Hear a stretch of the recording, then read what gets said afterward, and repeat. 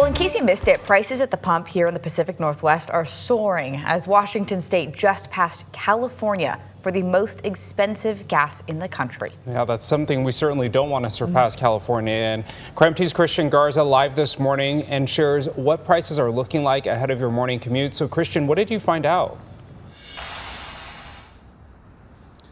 Yeah, good morning, Tim and Nicole. Well, according to AAA, the spike at the pump across the state is due to a multitude of things, rather.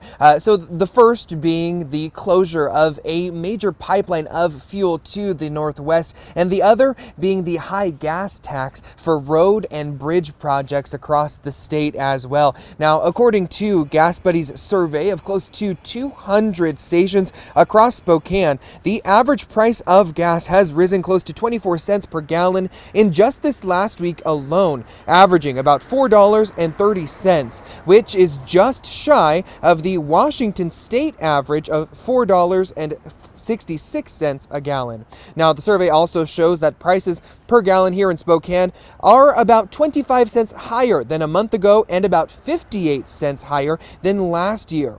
The national average price for gas has fallen about 4 cents per gallon this week, averaging about $3.12 per gallon. Now, despite this upward trend, though, here across the Pacific Northwest, the head of petroleum analysis at Gas Buddy, Patrick DeHaan, says the good news is that the transition to cheaper winter gasoline begins tomorrow across most of the nation, and with improvements underway in the West Coast market, I expect that average gas prices will continue to decline in weeks ahead in most states.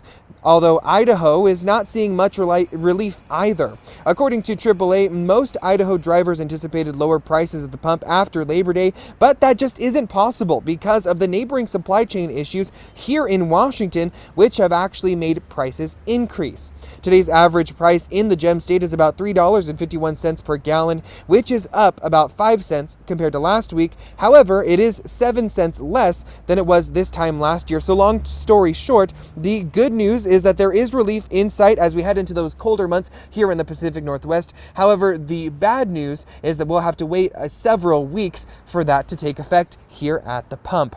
In Spokane, Christian Garza, KREM 2 News.